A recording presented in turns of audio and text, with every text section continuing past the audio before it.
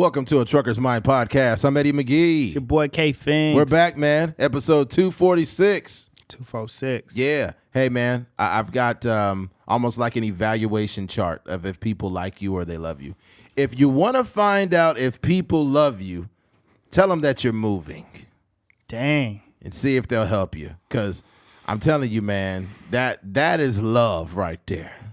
Yeah. You know, I think that they need to just get rid of Valentine's Day and replace that day with moving day, because that's real love right there. Dang. You know what I'm saying?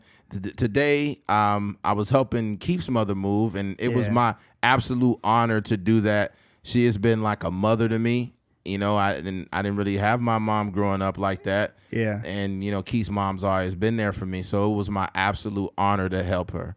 And it was a long process, man. It took us a long time to move shit around, but the whole time I was doing that, I was like, yeah, I wouldn't do this for many other people. Especially the way, like, you know, she moved out of an apartment. So it's just a lot of stuff and a lot in a small space. Yeah. And I think that the crazy part is like most of the people that stayed with her in some capacity had pulled up. Yes, they did. Yeah. You better fucking pull up. Yeah, that's real. Shout out to my moms. Yeah. At one time I had lived there. Fucking Desmond had lived there. Well, obviously Desmond's her son. Mom, yeah. But I mean, after moving out. Yeah. You know, a lot of us are grown and we're grown, but sometimes you fall on hard times. Yeah. And, you know, you need somebody to help you out. And she's been there for me, man. So it was not a problem for me to do anything today. But, yeah, if you want to find out who the fuck loves you, just tell them that you need help moving and see if they step up. You know? Yeah, I've definitely seen situations where people just didn't help. Like, you know, siblings and relatives, cousins just made up an excuse. They was too busy. You know what? If you want to determine a real friendship too, when real life situations happen, you got to see who steps up. Not just moving your house, but like, you know, you fall on hard times and, you know, you might need a place to stay for a second.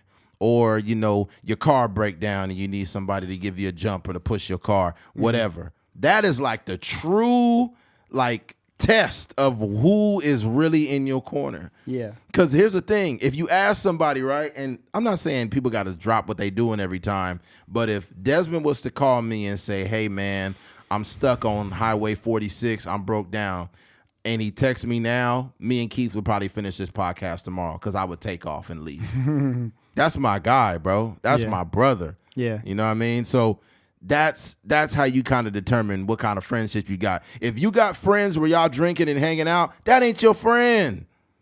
If the bottles ain't popping and shit and, you know, y'all ain't shaking ass in the club, that's not your friend. Like, your friends are there in every intimate moment of your life, not in the bedroom. But, you know, moving or, you know, you go through a bad divorce and you gotta, you know, you're there for your friend or a fight, whatever it is. Yeah. You know, so yeah, keep that in mind. All right, let's get right into it, folks. Last night I was over at my friend's. He had a birthday party. Shout out to my boy Alvaro, man. Great guy, man. And there was just a group of friends that I haven't seen in a while. Just good people. Mm-hmm. And I'll tell you what I took from it, you know, and the homie's wife, she cool peoples, man. I've known her for a while too, and other people there. There's a lot of just good-hearted people. But what I noticed is when you see decent people in good relationships or marriages, it makes you want to be in a relationship. Yeah. And what I mean is not in a codependent way. I'm not talking about seeing someone in a relationship and now you want to be in one. Fuck no. Those relationships sucks. Mm-hmm. And it also means that you have a codependent problem and you're probably lonely. I'm talking about seeing decent women, seeing wives, seeing women who take pride in being mothers, decent women, not women that are online shaking their ass and shit. When you see decent, solid women, that makes you want that. You dig what I'm saying? Yeah. I don't look at the shit I see on Instagram and be like, yeah, I want some chick with a G-string twerking on the internet. Yeah. I don't want that shit. Mm-hmm. And I definitely don't want to be around people that are in toxic relationships and like they like people I hang out with. I can't fuck with people like that. That shit will keep you single for life. Yeah. Because you learn, you feel like you can't even trust women when you see the type of toxic shit out in the world that exists. It's like, man, fuck that. I'm not dealing with that.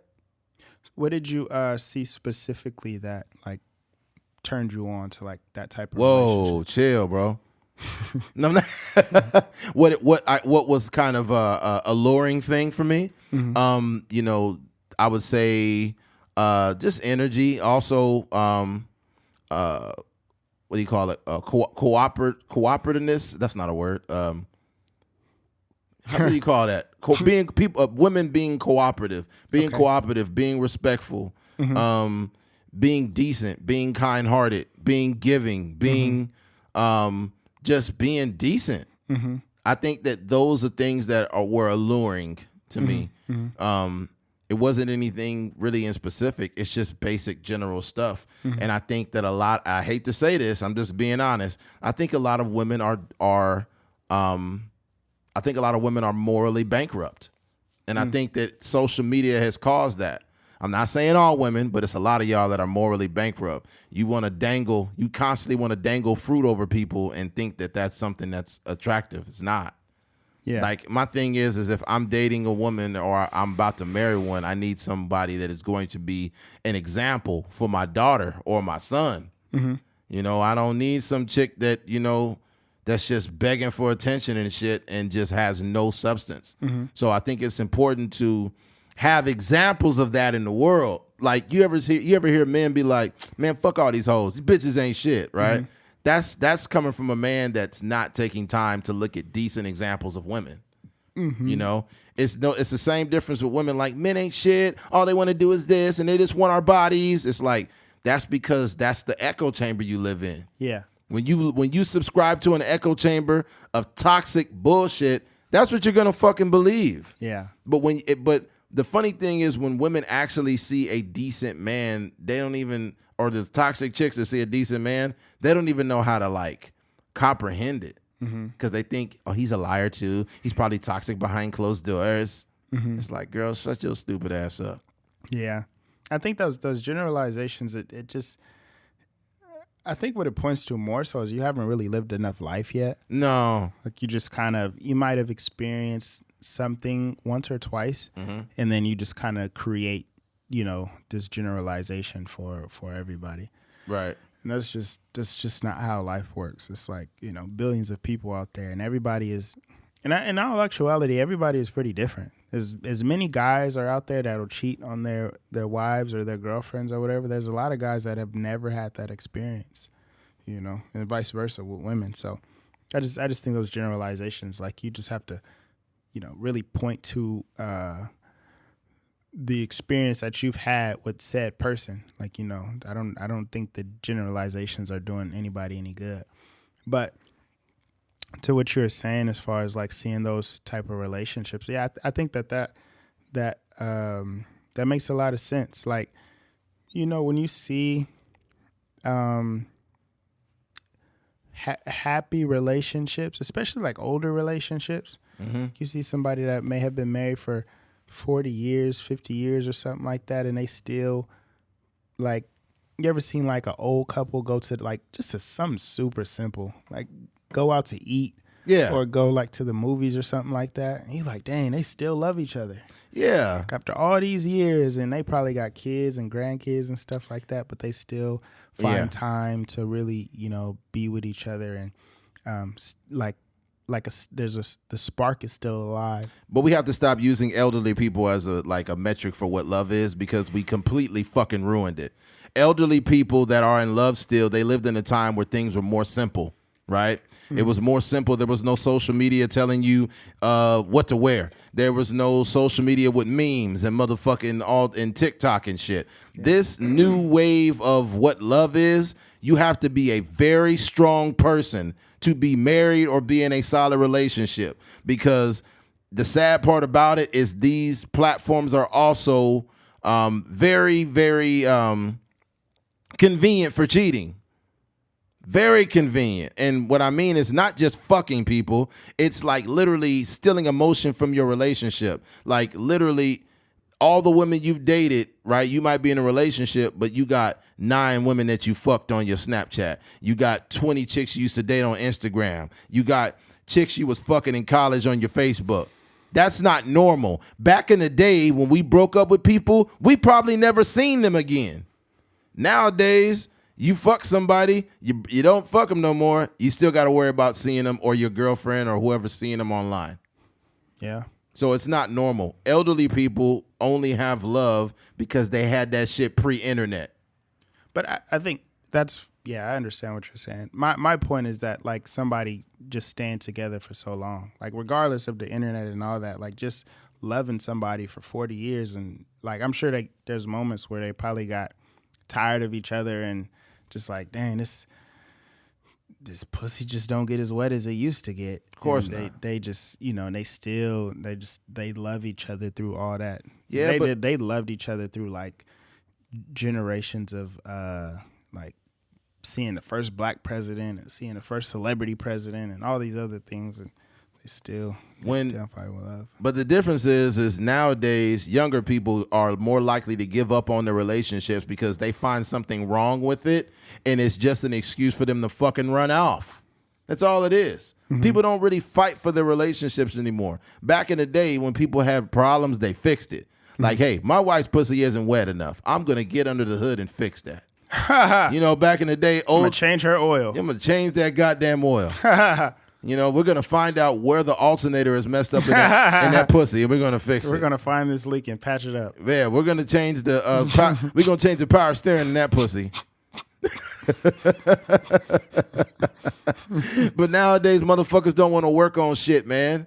Yeah. Everybody thinks they have the answers and all this, and people they act like they're proponents of mental health and all of that. When in actuality, they did a bad job. The boomers did a bad job avoiding mental health, but they had better relationships than we do now. That's my opinion. I don't know if they avoided mental health. I just think they weren't really aware of it. Yeah, they weren't really aware of it, but I mean, they had more decent relationships than we have now. I think that a lot of the things that we have awareness to, they're good things, but at the same time, I feel like a lot of the wrong people are becoming a part of that conversation, and it's not really fixing it. We talk about divorce, but motherfuckers stay getting divorced. We talk about teen pregnancy, but people ain't gonna stop fucking. I think the thing that I see the most is it's a lot of information, but it's not necessarily being applied. Thank you. That's all I'm saying.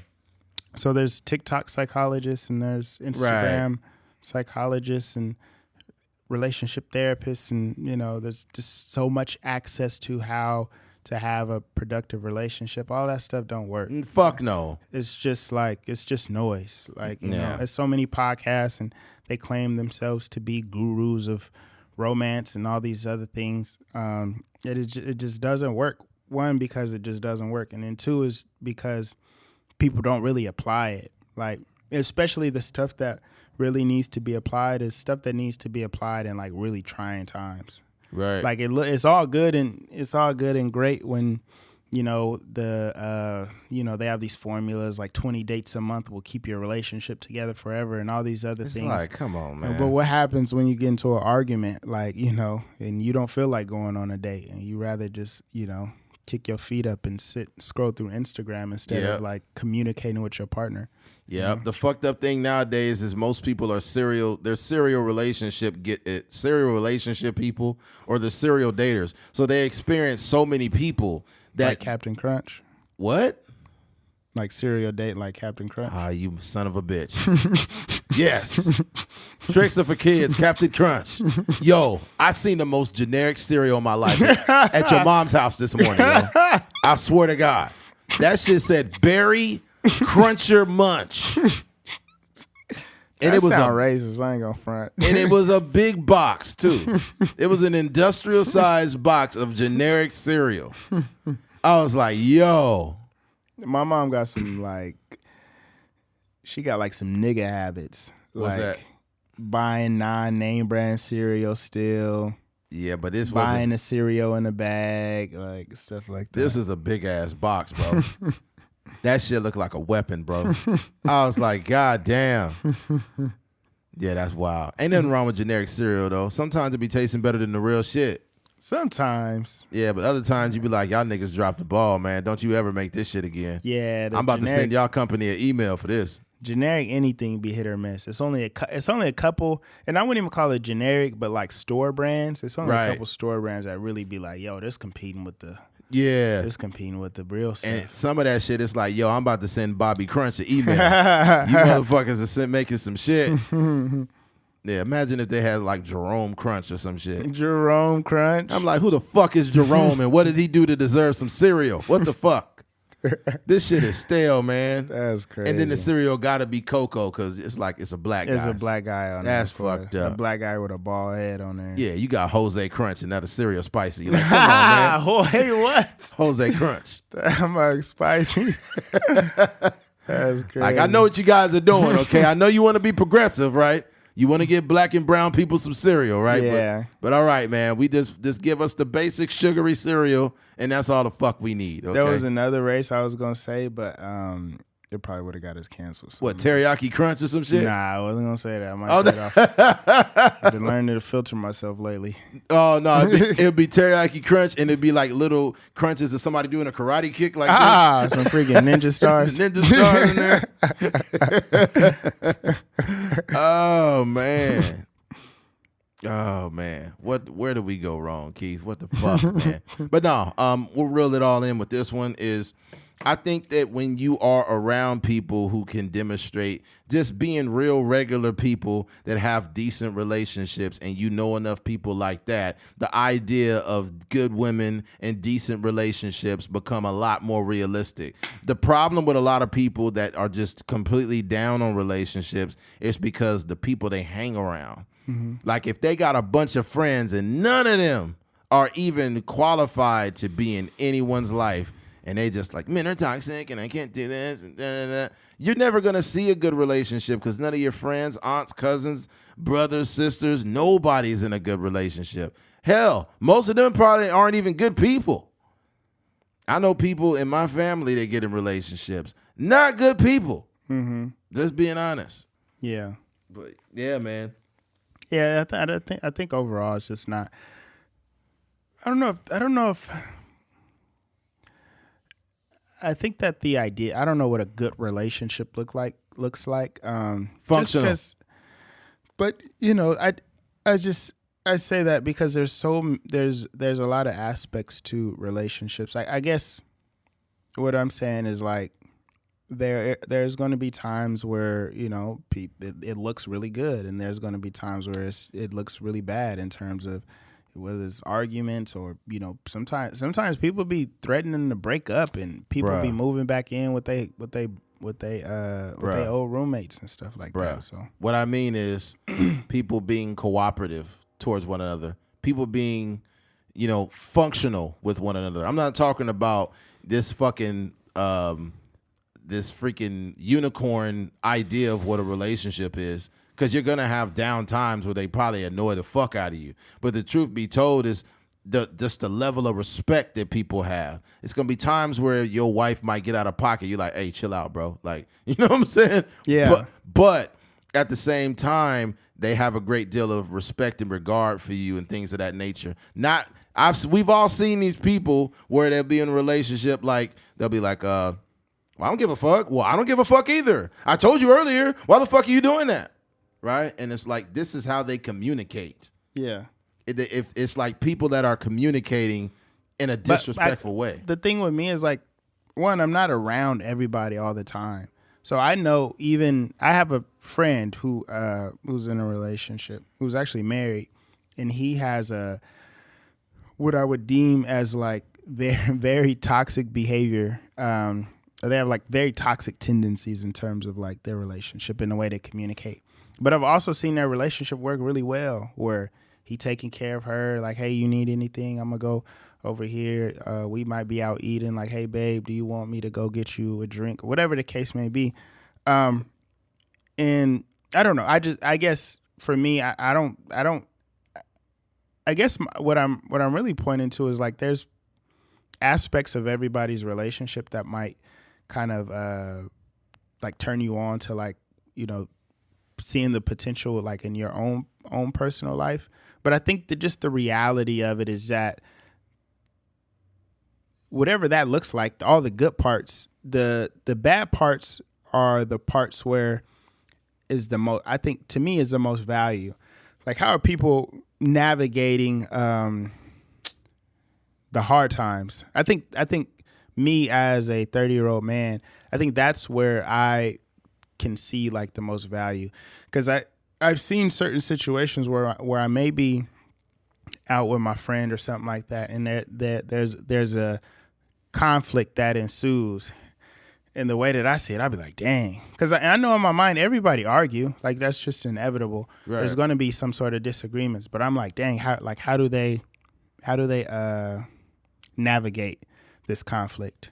And then, you know, I'll see certain situations where maybe the guy or the girl will come back and apologize later. Like, hey, babe, I was tripping a little bit earlier. Like, you know, I apologize for what I said. And I'd be like, oh, okay, that's like the thing now, because I know that it's all glitz and glamours. I know people that it look good on the surface, it look good even in public. There's some people that it look good in public, but behind closed doors they just always arguing. It may look good, and I don't want to compare like in person to like the internet, but sometimes it look good on the internet, and then you know in reality there's like, you know, some physical abuse going on. So I just think for me, like, it's always gonna look good, you know, in certain scenarios. But for me, I'm like, the value for me is like, how do you navigate that situation when it's not good? It ain't just that. When your love language is disrespect, that's a fucking problem.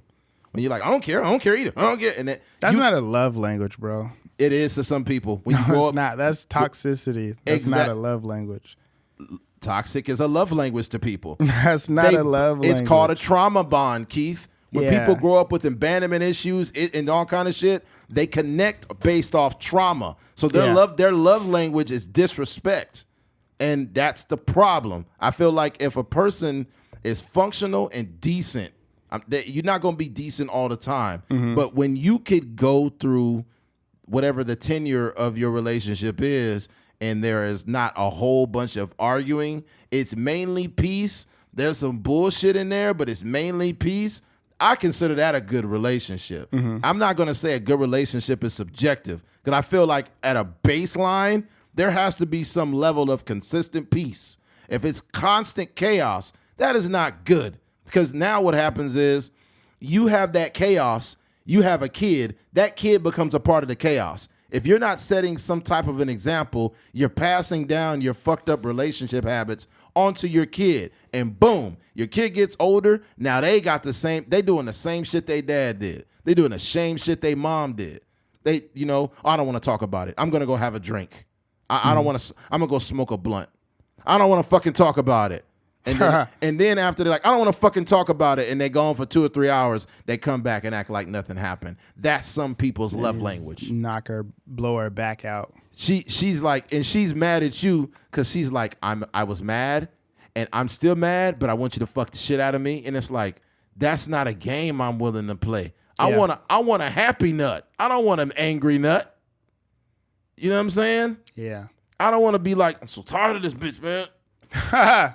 I'm not trying to fuck you like Jody from Baby Boy. I'm not with that shit, man. Yeah, that's wild. If I'm angry, I don't even want to have sex. Yeah.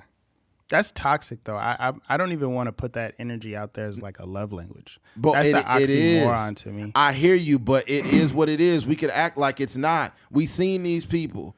You know, it's probably a dude that called his girlfriend a bitch 40 times. He's like, and now she just giving him head because her abuse is her love language. Like some form of abuse. Why you think a lot of these porn stars? It was a chick I was watching, No Jumper, right? Mm-hmm. And this chick was she came from a small town and whatnot, and she just mentioned like her adolescent years and her getting older and whatnot. And she said like, yeah, my first boyfriend, like he had no problem with me sleeping with other guys. Like in fact, he would like drop me off, and after I got done with them and stuff. And then like I like the consistency with this guy, but I always fall in love with the toxic guys. Like I just chase them. And then she mentioned that she had abuse, right? Some form of abuse, not like sexual, but like mental abuse and abandonment issues. So what happens is when you get this person and this person that have a comparable like adolescent upbringing and they get older, that's what their love language is. If you're a guy that's functional and respectful and you meet a woman that loves abuse, you can't abuse her because that's not your personality. So now you've ran into a woman that's like, slap me, you pussy, and you're like, I don't hit women. You know what I'm saying? And that shit ain't never gonna work unless you find a woman who wants to be respected. Now y'all could work. But it's sad, man, and it's a very nuanced thing. The only point I was trying to make is when I see people who are functional, respectful, and decent, right? And I guess y'all could say it's subjective. When I see that, that not only gives you hope, but it's just a good energy. And it's like, I would like something like that. That's just my opinion. Yeah, I could see that. I could definitely see that. Yep. You good, man? Your voice is low. Nigga, I'm sick. Drink some water or something, man. Like, I'm not losing my voice. It's a little bit scratchy, though. I've been moving shit around all day. Yeah. Yep. So, yeah, people, take from that conversation what you will. I'm sure you got most of Keith's very weak, withery Mr. Burns voice. Yeah. Go give your girl some angry dick and stop. Turn this podcast off right now and go give your girl an angry nut. Somebody in the comments be like, I listened to Keith and I was pounding my wife last night. She loved it, man. She said it reminded her of college, but I didn't date her in college for some reason. I didn't date her. Then some 6'5" shooting guard on a basketball team. That's the part that I don't think men are ready to hear that. Like they don't know that their girl is probably, they love their girl. She's cool and shit. But like the experiences your girl had in college, bro, you would never know, bro. You would never fucking know, bro. Yeah, it's probably best that you don't. It's best you don't, because then it's gonna be some shit. You be like, oh my God, she did. And vice versa. I mean, some guys be doing I think it's a little different though. I think it's a little different. I think that women don't really have a problem with men who have a lot of experience with women. I don't think that's not. Hold up. I think that there are some women that don't want a guy who can just any woman can have, but I think that there's an inherent value on men where they're wanted by women. If women don't want a man that no woman wants. I'm sorry, they don't. Women are not really attracted. If you're like 5'4" and like 300 pounds, like if they like you, it's because they like you. But if you're a guy where a lot of women want you, then there are women who literally fight for guys like that. I've seen it, bro. I've seen it many times. I mean, I think that applies when women are like. In terms of like the hunting phase, but when you're in an actual relationship, women are also very insecure. Very. So like that sounds cool until like that guy is the most desired man in a setting, or he's in spaces where he done slept with 2 or 3 women in a room. Yeah, but you know what triggers that insecurity too? When you're actually attractive. When you're in really good shape and you walk out that door and your wife or girlfriend knows that women want to fuck you. Yeah. But if you're fucking 5'3" and you're 400 pounds, they know you ain't getting no pussy. They know it.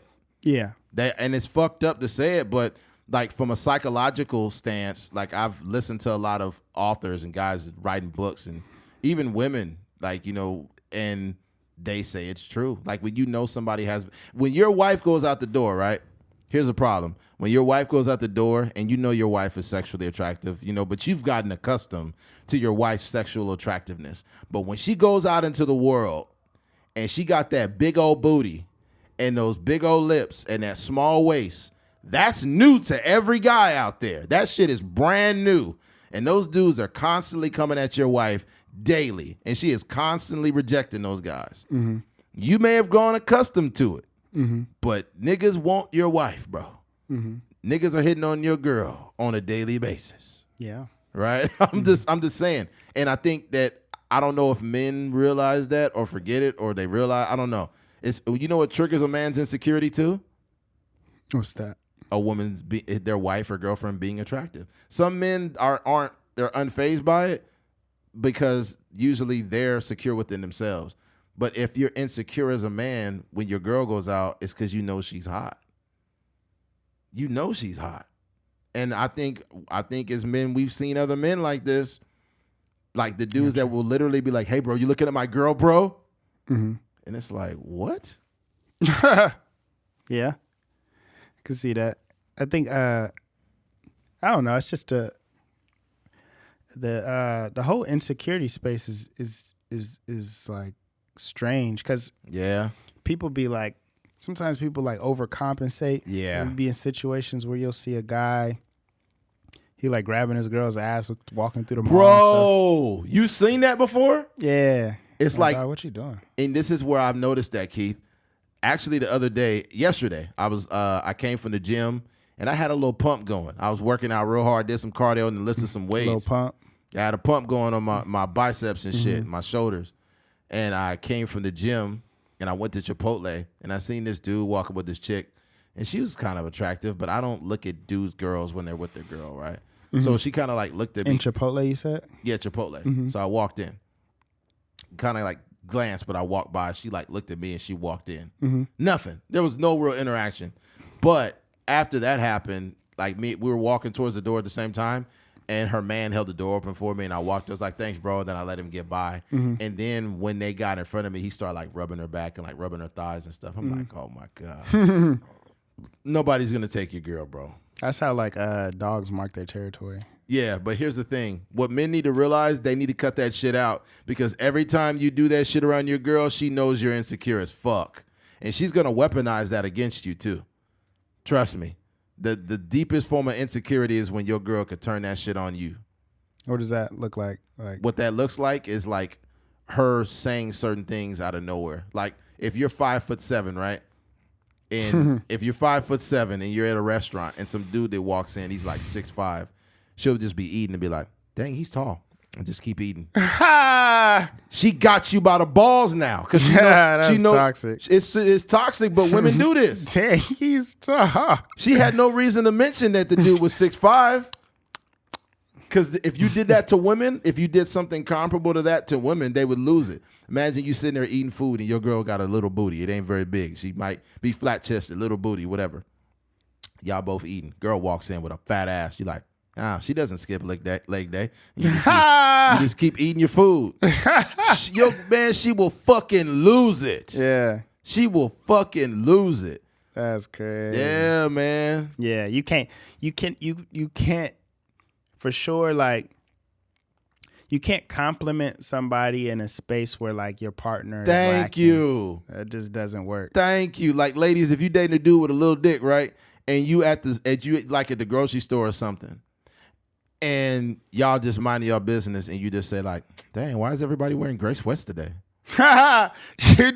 You know what I realize you almost can't even agree with women because women talk different. Like, oh my gosh, she's so pretty. Like, I love her hair and stuff like that. Yeah, right. You can't even be like, yeah, you're right. She actually does have. You got to just be like, dang. Yeah, if you say, oh yeah, I see it. She do look good.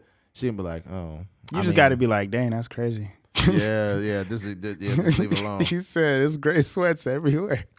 Yeah, bro. I'm telling you, bro. Mm-hmm. It's crazy, but like if I don't know how to put it. When women bring up if a woman is beautiful, a lot of times it's for a few reasons. One, they might actually be a little jealous. Mm-hmm. Two, they think that might be the type of woman you would like. That's another reason why. So if you're out and about and she's like, dang, that girl's so beautiful, so fucking beautiful, and then you just be like, you just kind of, it's better to just disengage. You think she waiting? You think she trying to get a sense of what type of woman you like? Yeah, she's trying to get a sense of what you like because she's seen the woman liking your posts on social media. It might be that person. Yeah. Oh my gosh, she's so pretty. Stacia 789. Like, you know that name. I don't think the term is passive aggressive. I'm not sure if I'm using the right diction, but you ever like women when they're like mad or they're trying to get the truth or like get like some type of information out of you, they're like, "Oh, that's good. I love those sandwiches. That's crazy." Who is Sasha from? Who's Sasha West? I hate that whole passive aggressive like. That stuff is weird, dude. They'd be like, haha, that's crazy. Who is Sasha West? Who is that? Who is that? You could be having the best time of your life. Sasha West. Y'all could be in freaking Italy. Or it'll be like Sasha West. Does that bring a name? Like, does that ring a bell to you? Who's Sasha West? Who's that? You'd be like, Sasha West? Who? I don't know. Oh my God, babe. That was the best sex ever. So about Alexis. Alexis 265. She like what? Oh man, because dude, women be doing deep dives, bro. They'll like there's some people that just like posts, or women when women like you, they happen to like posts a lot of times, and they'll click on. Some women be liking you from a distance though. Like they can like you, but it's not like over aggressive. True. Yeah. True. Because I mean, like even as guys, like if you find somebody attractive, you might like they post, but you might also just like the content. You might like the content. Know what I mean? Yeah. I mean, if somebody is liking Eddie and then also liking his podcast, I don't know if it necessarily means that they just like trying to hit on him. It doesn't correlate. It doesn't correlate. Like I've had women say, "I love your podcast," and I'm like, I'm not thinking like, "Oh, she wants to fuck me." Yeah. You know, oh no, that'd be cool if she did though. But, oh man. Yeah. Good times at a Trucker's Mind podcast. We having fun today, man. It's been a long day for Eddie, man. Yeah, a long day. I've been moving shit. My brain is tired, but I'm still here. There you go. Still bringing the content. It's no excuse. We got to bring the energy. Got to, man. Keith was really was under the weather for all week. I'm not really under the weather. I'm kind of in the weather. What does that mean? Like usually you're under it, but that means you're sick. I'm kind of just like right here. You're trying to create something. I don't know what's going on. It's not feeling it. I'm not gonna even act like I understand. I'm not above the weather. I'm not above the weather, but I'm just kind of all right in the mix. All right, Keith. Nice one. Okay. All right. What the heck? Oh, what's going on with my phone now? Yeah. It's my first iPhone glitch. My phone just turned off. It just literally turned off, bro. Yep, I just turned it back on. Wow. Come on, Apple. What's going on? Talk to me, Apple. Come on, Stevie. Talk to me, Apple. Get on your job, Steve. Yeah, the next topic I had was the lady that sued Kraft for $5 million, I think it was. Hopefully it cuts on. If it cuts on, we're good. Yeah, it cut on. Okay. All right. Let's see what we got here.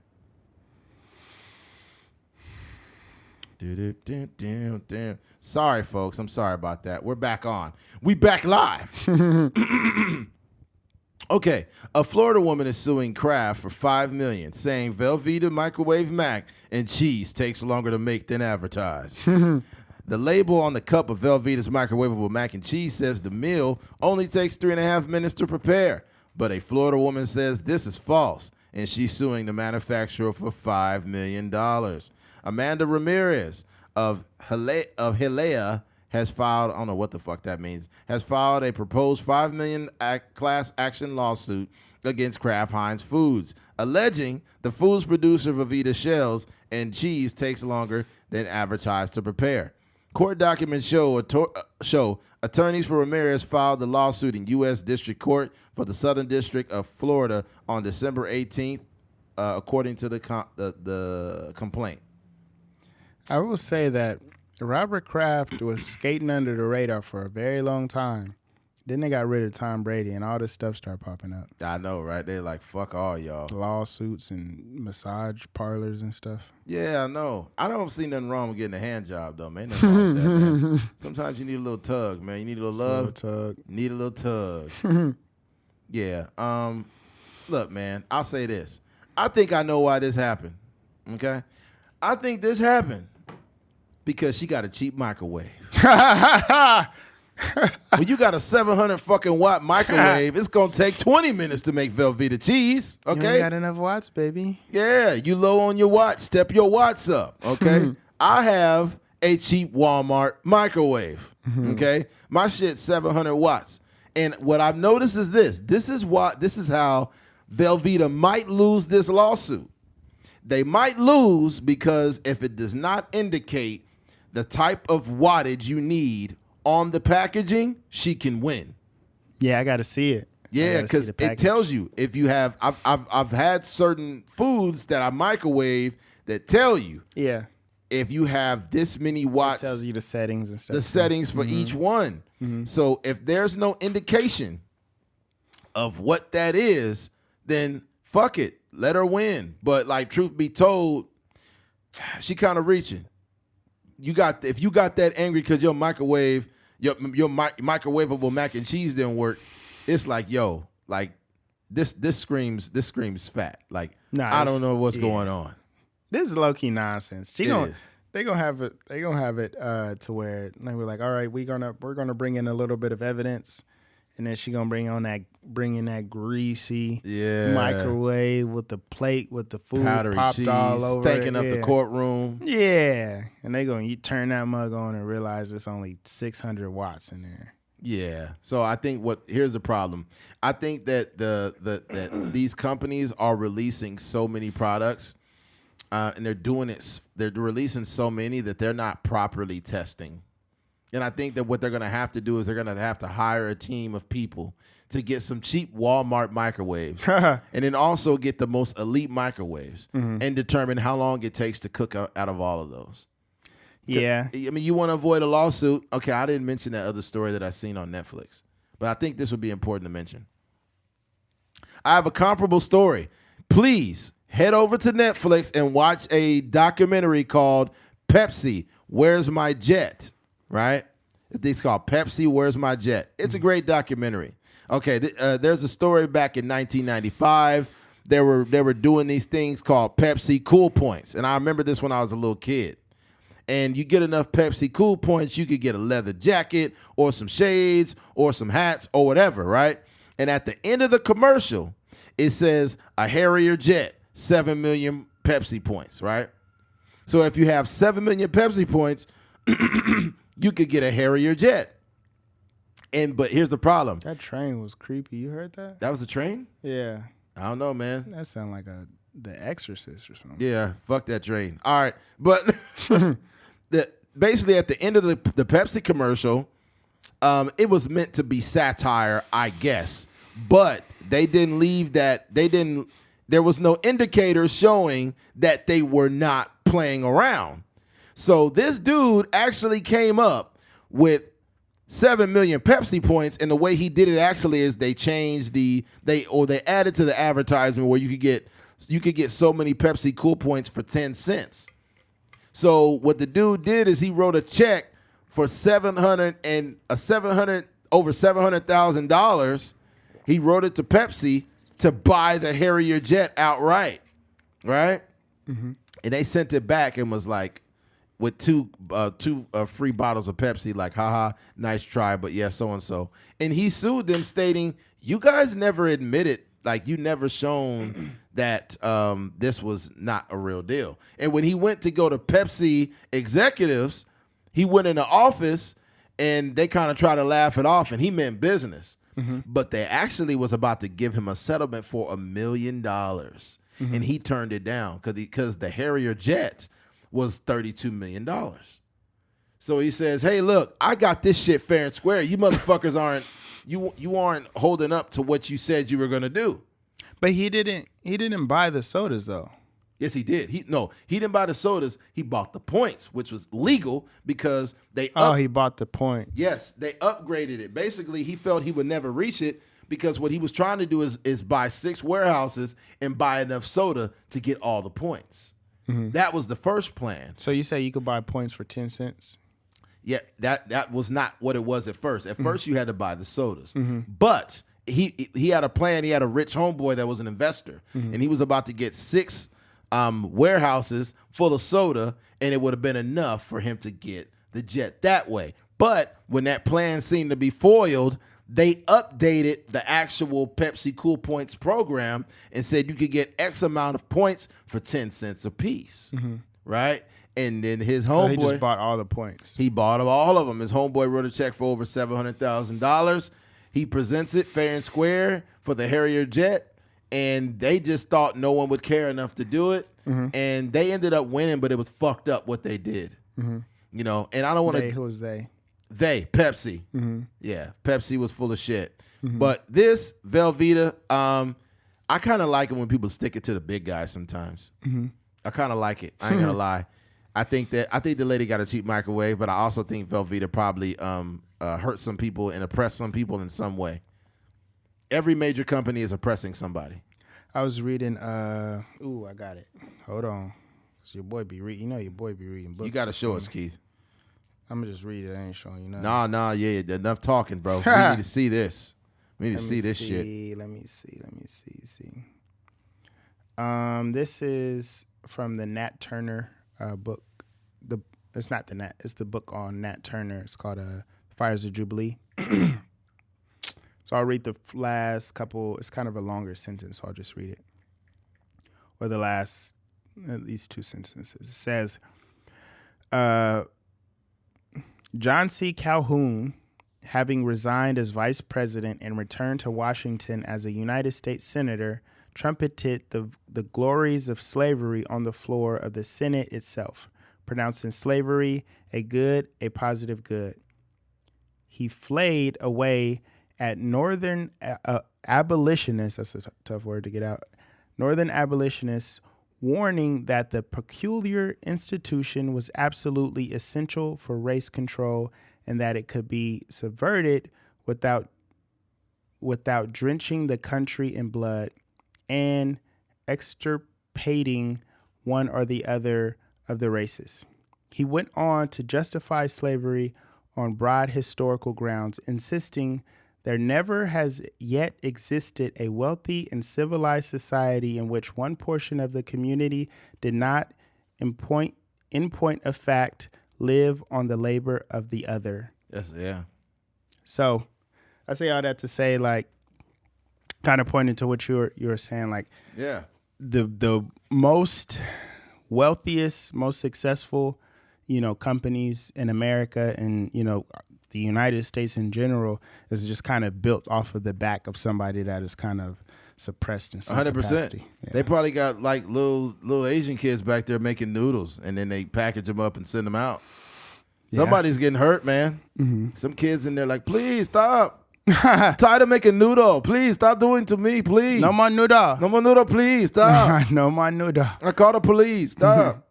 Somebody is being oppressed. Mm-hmm.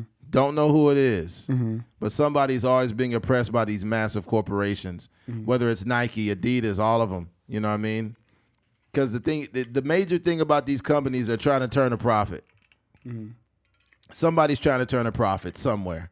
Yeah. So in order to turn a profit, you're trying to save money on labor as much as you can, while changing those price margin, like that price margin, like it might have took you, I don't know, 75 cents to make a T-shirt, right?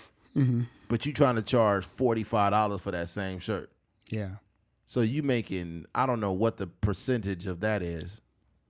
That's a lot of money. It's a lot of fucking money. Yeah. It's a lot of fucking money. Mm-hmm. And someone is being oppressed on the back end of that. Mm-hmm. But I just don't want to keep veering off the mac and cheese, Velveeta. I just think this lady ain't got much to do, and she loves processed food. And she loves having high blood pressure because that sodium in that shit is sky high. I think she might. I don't know. I doubt she'll win. Sometimes I don't know who files these or what lawyer takes on these lawsuits, but right. It's a lot of times they may even just be looking for a settlement. A Kraft company that sometimes. I forgot what case I was looking at. It was that case that you were telling me about. You were saying they didn't want to. I thought you had mentioned. I might be wrong, but you were saying they didn't want to settle because they didn't want to set a precedent for like people trying to sue them for like situations like this. Yeah. Yeah, but what they did eventually want to settle because they were sweating when they went and seen Pepsi executives, and they offered. They had a piece of paper, right?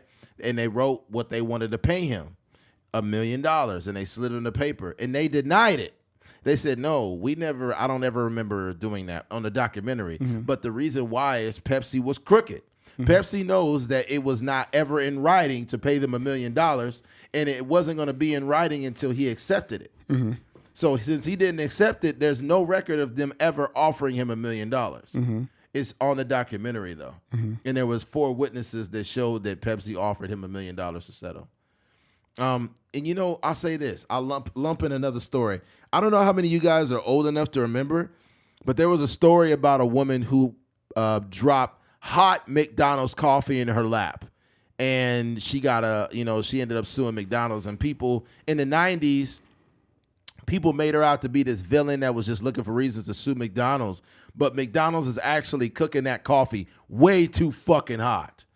Like they were making it hot enough to cook meat.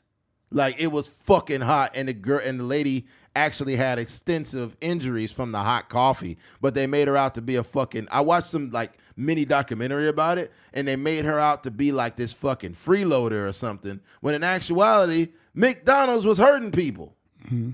You know? Mm-hmm. And what happens is in the 90s, there was no social media. So the only narrative that could exist are these big companies that they have enough money to influence media. And if you're just a regular average Joe back then, you can't get on your phone and go to Twitter or Facebook or any of these outlets because they didn't exist yet. Mm-hmm. So the only voice that was heard was the fucking big corporations. You know, the same corporations that were fucking people, and no one ever got the truth. You know? So. Yeah.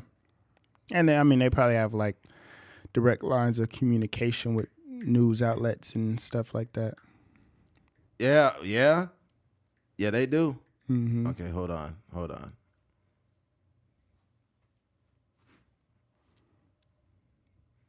Okay, hold on. I'm about to pull that up. All right, here we go. Motherfucker. All right. Lebec versus McDonald's restaurant. Lebec versus McDonald's restaurant, also known as the McDonald's coffee case and the hot coffee lawsuit, was a highly publicized 1994 product liability lawsuit in the United States against McDonald's restaurant chain. It says the plaintiff, Stella Linebeck, damn, she was born in 1912, my nigga, damn. This was in 2000 to 2004, so she done seen a lot, man. 1912, she was born right after fucking slavery. Yeah, she got barely ended. Crazy. A 79-year-old woman suffered third-degree burns in the pelvic region. So, I mean, she already old, you know. Suffered fire pussy. I knew you was going to say that, you son of a bitch. It warmed that prehistoric pussy up. That shit was hot as a motherfucker. All right. Year-old woman suffered third-degree burns in her pelvic region when she accidentally spilled coffee in her lap. After purchasing it from McDonald's restaurant, she was hospitalized for 8 days while undergoing skin grafting. So here's the thing. No, like these companies left that out.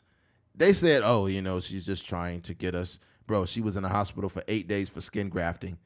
I've spilled something hot like cocoa before, but it never sent me to the hospital. Yeah. This is insane. Like cocoa butter? What? Like you put cocoa butter on your All right, Keith. All right. Yeah, I know you're sick, man, but come on. Fuck. All right. Was McDonald's. She was hospitalized for 8 days while undergoing skin grafting. That's crazy. That's crazy. Followed by 2 years of medical treatment. 2 years? That's crazy. But damn. She old. When you old like that, you got old skin, bro. Yeah. Yeah, she got some, that's some old skin. Lebec sought to settle with McDonald's for $20,000 to cover medical expenses. When McDonald's refused, Lebec's attorney filed suit in the United States Court District, New Mexico, accusing McDonald's of gross negligence. What? There's a lot be going on in New Mexico. It's crazy. Lebec attorneys argued that 180 to 190 degrees Fahrenheit and 82 to 88 degrees Celsius, McDonald's coffee was defective and more likely to cause serious injury than coffee served at any other establishment. The jury found that McDonald's was 80% responsible for the incident. They awarded Lebec a net $160,000 in compensatory damages to cover medical expenses and $2.7 million, equivalent to $5 million in 2021, in punitive damages, the equivalent of 2 days of McDonald's coffee sales.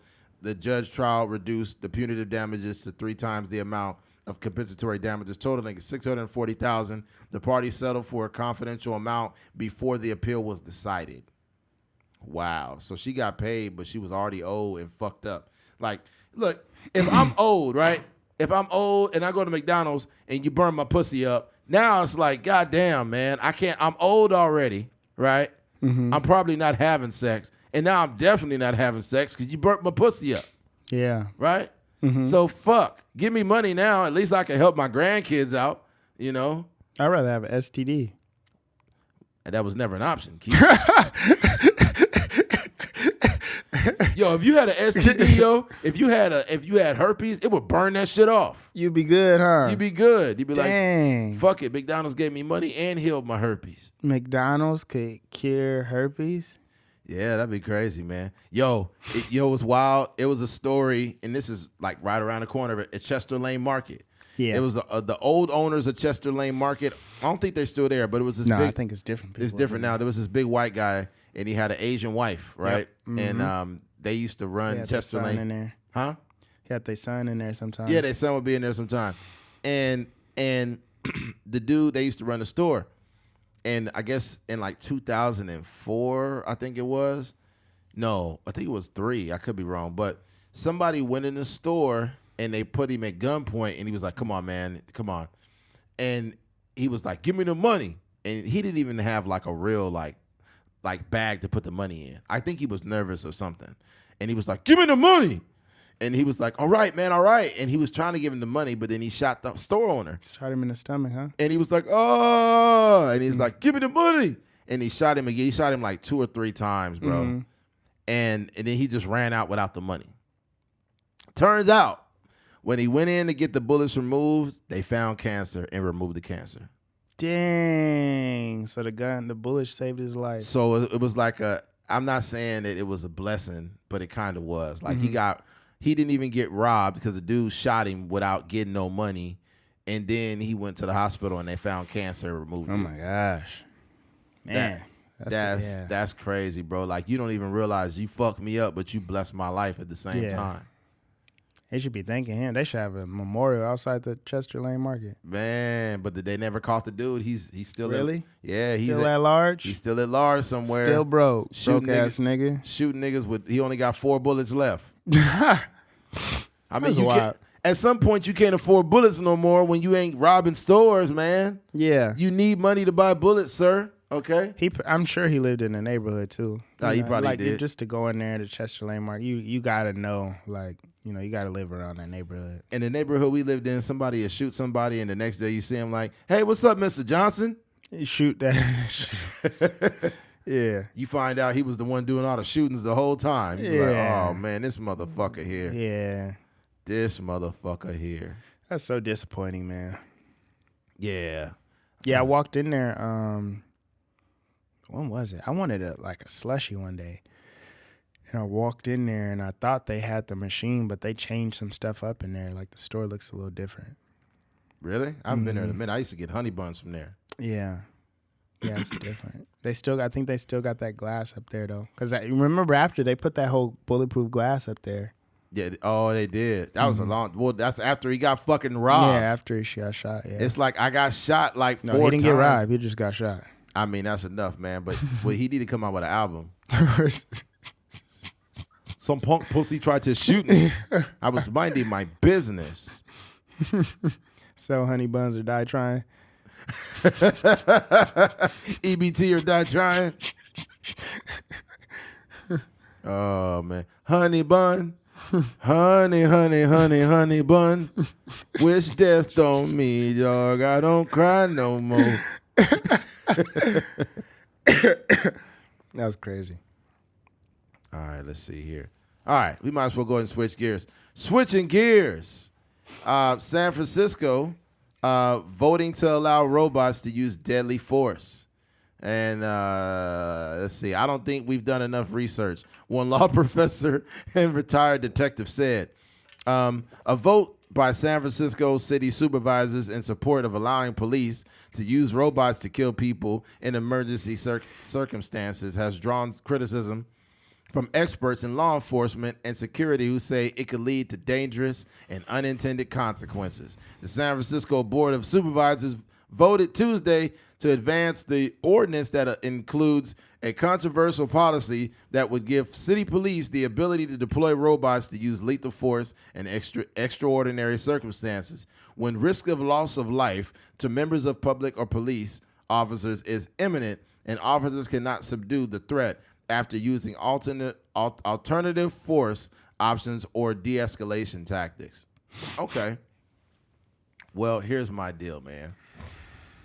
My deal with this is this. My deal with this is I think that this is a way not only to protect officers, but I think this is a way to not have officers like going to prison for murder, because there's been a lot of police shootings and a lot of incidents involving police in the past that got them to go to court and whatnot. And now I think what's going on is if a robot is shooting somebody, I think the liability starts to lean more on the robot. And I think that the robot's not thinking for himself, it's being controlled, but I still think it's like a shared liability between the robot and the person controlling the robot. Yeah. That's what I think it is. I think that this is put in place to protect police officers. But damn, to let a robot use force, like what if the robot glitch? You know, what if he don't get that iOS update and now he just shooting motherfuckers? You know what I mean? It's like, what the fuck happens then? I got that. I think, but the onus is going to fall on somebody, right? Right. Just because the way that you think about like these Tesla crashes. Exactly. You know, it falls on catching on fire, the owner or the company. That's generally why people make LLCs, so they don't have to. They're limited liability companies. Yeah. So basically, you're not suing a person with a social security. You're suing a person with a what you call like an EIN number or something. Yeah, like that. Exactly. Yeah. So, I think that there's some merit to that. Just you're suing a company instead of like a human being, or a company is held liable for something. And generally, that's not jail time. It's generally just money. Yeah. A company could do the most heinous thing and they just get sued. That's crazy. I think what would happen now if the police or if a department wanted to go even deeper, what they would do is hire a security company that is authorized by like the U.S. government to use lethal force. And what would happen is if they came to aid the police officers in some way, shape, or form, and then they use lethal force, the whole police department would not be liable for it. Dang. It's crazy. The starting a business is is like a cop out, right? So say say a Trucker's Mind podcast is like this entity, right? Like, and we do something like I don't know, we could create some sort of airplane or something like that. If we are human beings and we if something happened. Let's say like some technology let's say we just like kill somebody. We go into jail. Yeah. But if we create a technology, put a business behind it, and that technology causes people to die, then it's just like how like they be having like malpractice or something like that. 100% for doctors. Like, like a doctor will go to prison. But if it's like Johnson & Johnson and they kill X amount of people. There you go. Now I'm you're like, talking. What the heck? That's now crazy. Now you getting to it. Now you getting to it. We getting to it, Pfizer. We getting to it, Johnson & Johnson. Man, all these commercials, if you've been affected by such and such. Procter & Gamble. Yeah. Like we getting, yeah, exactly, bro. The same motherfuckers pumping out these vaccines with the same ones that killed millions of people. Yeah. And it's like, why won't you take our vaccine? COVID denier, vaccine denier. And it's like, well, last time I checked, y'all was giving niggas cancer. Yeah. So if you use baby powder from the months of such and such and such and such from 2003 to 2005, it's like, please give us a call. You might be able to get a class action lawsuit. Yeah, and it's like you'll be sitting there half asleep at night, and it'll be like, did you use this from this day to this day? You might be eligible for legal compensation. It's like, nigga, I'm more worried about dying, motherfucker. Imagine if it was like a condom thing. If you used a Trojan from 2003 to 2005, you may be eligible for compensation. And then the nigga wake up like, damn, I ain't never used no condom.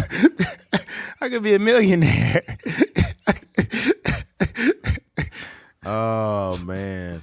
Like if you use a Magnum condom from the year of 2005 to 2007, it was actually a normal size. Oh, they put large on all the packages? Yeah, bro. Them condoms. Didn't they say that they were coming out with like smaller ones or something? I don't know, bro. I don't know. All I know is like, a condom is a regular condom cool for me, right? I don't buy Magnums. I bought a Magnum before, and I was like, this is just a regular condom. I got you. Yeah. But I didn't get a Magnum XL because I ain't going there. That's like that's for niggas that really got dick. That's for Like I got dick, but I don't got dick like that. Louisville Sluggers. That's extra dick. Yeah. I was if I use the Magnum XL, I'd probably sue Trojan. I'd be like, yo, this ain't right, yo. My girl got pregnant. This don't work. The condom is inside her, yo. It got lost in there. That's funny. I just got like average black male dick. Like it might be impressive to a white girl. Black girl gonna be like, that was cool. That was cool.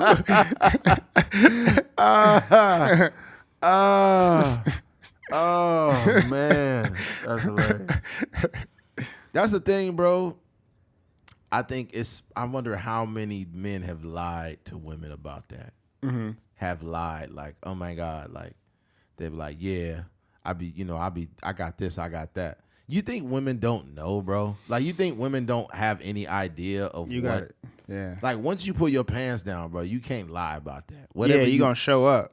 Yeah, what you got is what you got. Yeah. You know, and here's the thing too. Here's the ticker, right? Even if you got some cock, right? If you pull your pants down and the girl don't make a statement like, "Oh my God, this is the biggest one I've ever had," or something like that, then she didn't had bigger dick, bro. Yeah. Like, that's just how it works. Honestly, it's always bigger dick out there. It's always. Yeah. It ain't more quality. You know, quality is different. Yeah, like y'all could, you could get, the girls be out here on average, they be getting Spectrum dick. I got Direct TV. Oh my God. They got Direct TV. Yo, Spectrum is fucking terrible, bro. Spectrum been trash for my the past God, 3 weeks. Like, man, my internet don't want to connect sometime. And right, and all it's doing is sprinkling a little bit. It's like, what the fuck is wrong with y'all, man? Like, the elements got you messed up like that? Yo, this shit is ridiculous, bro. And it's like, you motherfuckers got your nerve to not work. No, Spectrum got the nerve to come out with a cell phone. Like, y'all internet already don't work. You think I want to use these fucking phones you got? Nigga, please. Leave me alone, bro. Yeah.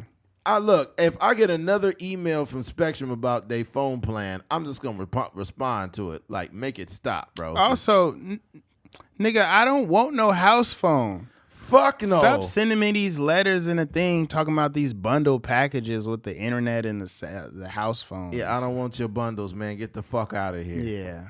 Yeah, man. Like, y'all tripping for that. I was thinking about that the other day. Excuse me. Because my mom is, my mom is moving and stuff. I was thinking about, like, the new houses, they may stop putting, like landline access. Because I don't know too many people with a house phone. Ooh, that's a good point. Because you know how, like, certain things just kind of get outdated nowadays. Yeah. Even like the way that cable is set up now. Yes. So I'm curious to know. Hey, like, what I'm gonna tell you something like this, dog. And no one has innovated this. The person that is going to be able to bootleg Wi-Fi is gonna run the world, bro. The motherfucker that's able to get a fake Wi-Fi, like, how they got, like, you're right. Yeah, you know how you could crack the code and get, like, the Fire Sticks and because you used to be able jailbreak to those. steal cable back in the day. Yeah, you used to be able to steal cable back in the day. We've always been able to infiltrate certain technology. Ooh. So we was able to steal cable, right? We was able to steal cable, and then we was able to steal motherfucking streaming services and shit. We was able to burn CDs. We was able to do all that illegal shit. But the person that's able to steal Wi-Fi will run the fucking world, because we tired of dealing with Spectrum internet. And it's like 107 for the office. That's Wi-Fi. ridiculous. It's way too expensive. What they said they had to do what, fiber optics or some shit? I don't know. Somebody came in here, they was kicking up a bunch of dust. He was going all kind of just all in the roof and whatnot. They sent their underachiever technician in here. Man, the sweaty one. With the they sent a motherfucker over my house to put the internet up, and his butt crack was out. And I'm like, damn, motherfucker, shit. Yeah. Thought this was the 80s again. Like, damn, this nigga over my house, he ain't wearing no drawers. Get this motherfucker out of my house, man. Yeah. He having a conversation with you, bro. In 2022, there's no excuse to not have your butt crack out. That's ridiculous. Why you say that? Because the underwear technology is too good. That's true. We got satin drawers. We got all kind of different underwear we got now. It's different type of. We got breathable. Stretchy we got breathable underwear. That's true. And some niggas still wearing boxers. Yeah, that's ridiculous. I don't wear boxers. I ain't wore boxers in years. Niggas still wearing boxers. Nah, I only wear boxer briefs, and I like long boxer briefs.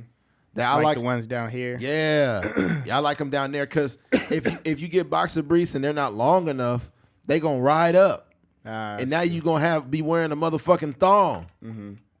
Ain't nothing worse than be out working out or something, and now your drawers done rolled up, and now your butt cheeks out through your pants. Yeah. It's like, man, this is ridiculous. Yeah. That's crazy. It's like, you look at yourself with your drawers in your butt like a G-string. You're like, yo, do I deserve respect?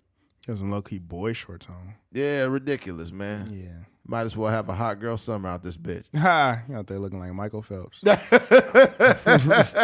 Nigga out there looking like Greg the Stallion. Oh, man. That trial starts, I think it starts this week. What? The Tory Lanez versus the Peoples. Yeah, we got to see that. We got to see what's going on there. That's wild. Interesting. Mm-hmm. Yeah, we go ahead and move on from this. We ain't got much out of that. All right, switching gears. Recently, TJ Holmes and Amy Robach, who are members of, let me go ahead and pull it up, Good Morning America, they've been fucking each other for a while, and they're both married. And it was a big story that broke out, but it's deeper than that too. Let me see here. TJ Holmes cheated on wife with GMA producer before affair with Amy Robach. So this dude was fucking the producer too. This guy is a pussy monster. All right. As if things could get any messier, before TJ Holmes started a relationship with his GMA 3 co-anchor Amy Robach, he had a 3-year affair with married Good Morning America producer Natasha Singh that started in 2016. So he was fucking her for 3 years. Mm-hmm. And that girl was married, in addition to them going on dates double dates with each other's wife and husband. Mm-hmm. That's sad, yo. And she was like going on these double dates knowing she was fucking that guy. God damn. That shit wild, yo. Holding it together. Wow. And they got Matt Lauer out of here, but like, how is this shit any better? Mm-hmm. Supposedly they said he was sexually harassing women and coercing them to have sex. You ain't gonna coerce a grown ass woman. They was fucking. Yeah, I don't like the idea of coercing. Like, I can't tell you anything that's gonna make you fuck me. Like, you either want to do it or you don't. I just think that these people on these morning shows is inappropriate in general. They all inappropriate.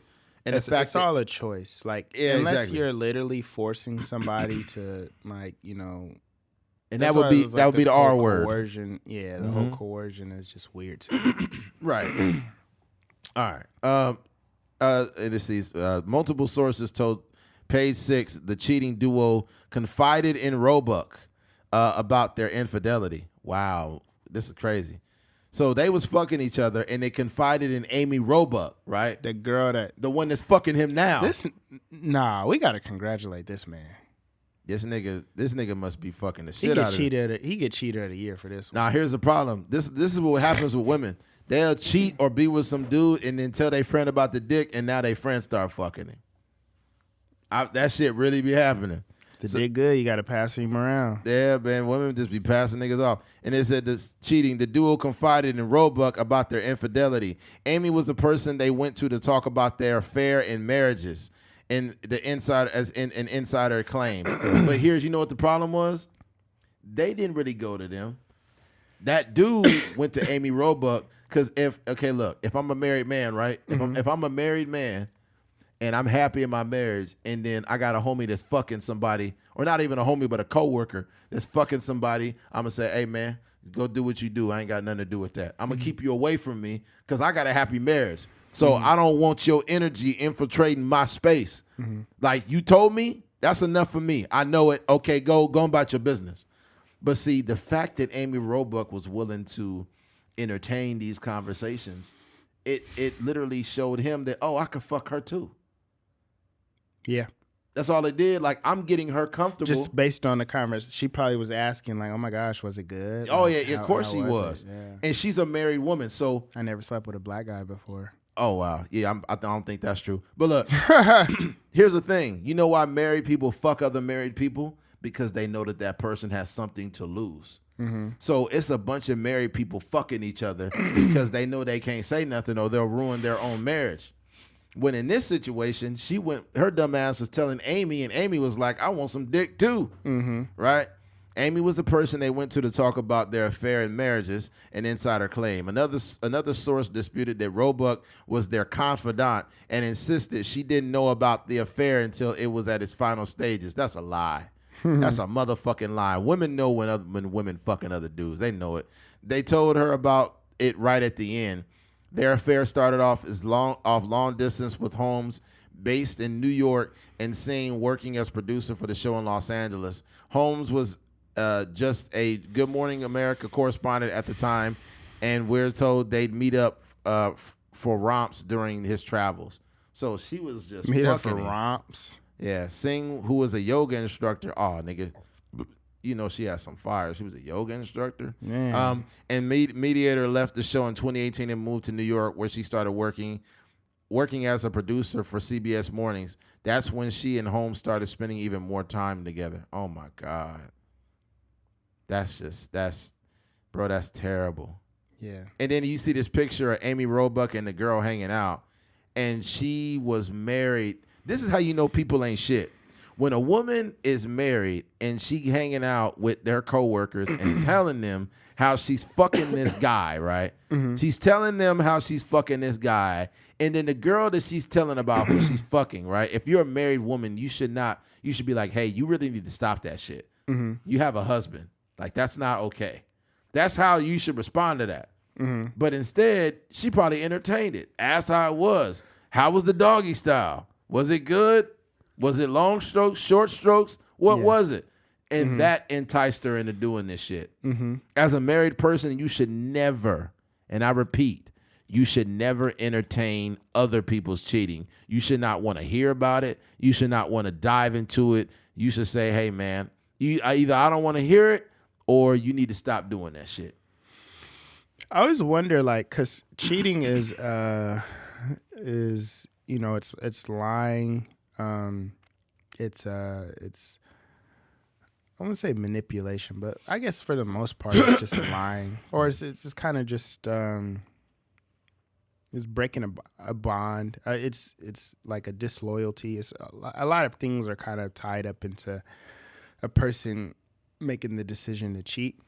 So, I always wonder, like, where else in people's lives do that translate, right? Like, I would imagine, like, because, you know, they say how you do anything is how you do anything is how you do everything. So I would be curious to know, because, like, some of these people be, like, super successful but also cheating, and I'm just like, dang, like, you know, outside of the cheating, ain't nothing going wrong in their life. So I don't know. I think that this whole go ahead. No, you good. Go ahead. I was just like, I just think this whole situation, like, it's messy. Like, yeah, it's one thing to be like like Jay-Z. So Jay-Z even cheated cool. You know what I mean? Like, we don't know who Becky with the good hair is. We don't know what she looked like. There was like pictures floating around of who it might be, but in reality, we don't got no cold hard evidence about who this person really is. We just know there was an elevator. There was a fight in the elevator, and then Beyonce dropped the, you know, award-winning album and whatnot. But it be niggas out here like Ime Udoka and like TJ Holmes that's just not good at, like, I mean, there's no good way to cheat, right? No, but it's just like niggas be doing like the most wildest stuff. Like, you got the person you on the Good Morning America with every single day. Man, you just blowing her back out. Look, man, there's no right way to do the wrong thing, but you found the worst way to do it. Right? You found the worst way to do it, yo. Yeah. Like, you out in public with her. I'm gonna tell you something. Somebody in that job or in their occupation knew that they were fucking, and they knew it for a while. You think? Sorry to cut you off, but do you think that I don't watch the show, but I would imagine you could probably sense it with their energy. Yes. Like on the show. Yes, it's no different than the girls that got a work boyfriend. Yeah. And when I see women that like literally be having boyfriends and then they got some dude that they real close with at work, I'm like, yo, that's low key cheating. Mm-hmm. And it's low key cheating because it's like you should not have these type of very friendly. You shouldn't have these very flirty. If you have a flirty platonic relationship, that's not a flirty platonic. That's a potential fuck. Yeah, you one argument away from. Because what happened is when women get close to dudes at their job and they have a bad argument, right? They telling that dude about it. Yeah, they're like, he's back on, he's talking, because it's like, and if the dude gonna listen to everything bad you got to say about your man because he don't give a fuck. He just want to fuck you anyways. And if you stupid enough to vent to him, and he's gonna listen. He's gonna listen. And he's gonna act like he cares because he know that you dumb enough to give him pussy after you keep talking. He gonna be real interested. Like, oh my gosh, I can't believe he would treat you I would like never that. treat you. I can't believe that. That's just so unfortunate. I can't. And then your dumb ass gonna give him some pussy. Yeah. As soon as you, even if you haven't given sex to that guy, you're still cheating on your boyfriend or husband. Mm-hmm. A lot of women don't realize that. And with those situations, you could really talk crazy because there ain't no stakes. Right. A nigga be like, he gonna listen for a little bit, then he gonna be like, hey, you should come over, like, it's like come over and have a beer and let's just talk a little bit. Yeah. Yeah, it's no big deal. And you just set up, you smack her down, and then and then the thing about it too is like the dude knows what time it is, and especially if he offers you to come over and you come over, like, I hate to say this, but like, we're all adults, so we kind of understand what the energy is, right? If a woman comes over your house with very light clothing, she's ready to give some pussy up. Right? If she comes over your house with a bunch of, she's dressed up, nice dress and all these clothes and stuff and whatever, right? Like, she's just dressed up in regular clothes, ain't nothing gonna happen. Mm-hmm. But when they come over with some leggings and some Uggs and a light sweater, that doesn't mean you should. I'm not saying you should expect anything. I'm not saying that, right? I don't feel like you should have expectations of getting pussy or not. I'm just saying the chances of it happening are significantly higher. Have a girl ever pulled up on you to hang out and she was on her period? Yes, that has happened before. Yeah, that has happened before a few times. You should have just stayed home. Yeah, no disrespect to you. Ma'am. You should just. Yeah, no disrespect to you, ma'am. I think you're a cool person, but I think you might have your privileges revoked if you come over here like that again. The only blood in this house is my uncle. yeah. Oh, I get it. He's a gang member. Okay. Oh man, that's wild, yo. Yeah. But I think that the period thing could be sometimes. Like, at the end of the day, if you're in your period, you need to really be at home. Just rest up, baby. Eat some soup and get some Campbell soup. Warm or something. Watch a rom-com or something. Eat some ice cream. Yeah, the only, and I hate to say this, but if the only person that has the only person that should have the privilege of hanging out and stuff when they're on their period is your actual girlfriend. Yeah. No That's disrespect. The only space where ladies, don't go. Go ahead. Some girls might come up and give you the top. Like, hey, it's that time of the month, but I'll give you the top though. Yeah, that's respect right there. That's a respectable.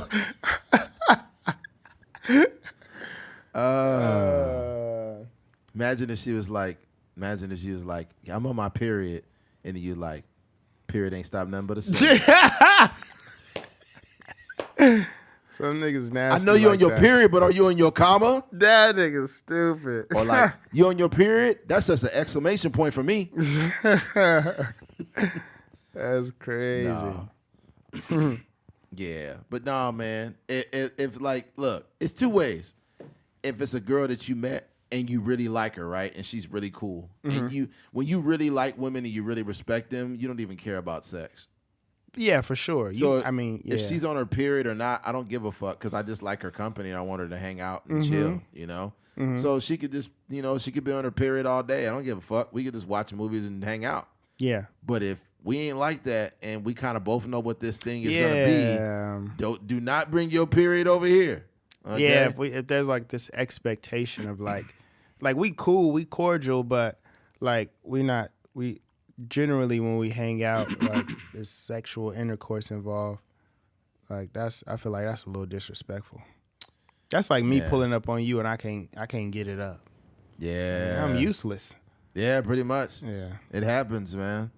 Sometimes, like if you going through some people, we got different things. Like if I'm going through really like a stress or going through something mentally, I can't even really perform. Yeah, I feel you. I can't really perform. I got so much stuff going on. Girl will think like, what's wrong? If your dick ain't staying up, the girl will be just tripping out like, oh my God, like what's wrong with me? And it's like, no, it's nothing wrong with you. Yeah, I'm just not right. I was intending on busting the nut, but that's not what's going on now. I was gonna give you this hot nut, but yep, not no more. Yep, gotta have good mental health to have good strokes. Yeah, but yeah, in regards to them, man, they're too old for this shit, man. Amy Robach and TJ Holmes. Amy Robach's like 49 years old, and she's very sexy though. I'll give her that. Yeah, Amy Robach is very sexually attractive, but I mean, too old to be doing. I mean, let me double check her age. 49. Yeah, 49 years old, cheating on her husband with her fucking co-anchor. And now what's going on is they good for each other. They both cheaters. And now the thing is, they're going to be in a relationship, but here's the problem. Well, you think that them two going Nigga, they dating? In a relationship, in an open relationship now.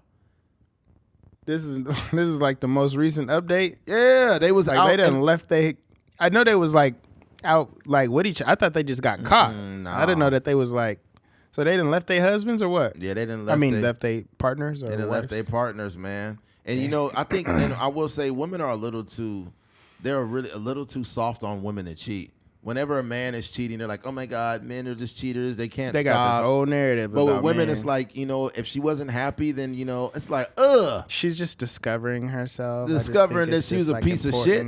To go get some dick. Like there's nothing wrong with it. She was dick-scovering herself. She wasn't discovering anything that she's 49 years old and she can't be faithful. That's fucking terrible. Yeah. That's trash. And it's like women are a little too soft on women that cheat.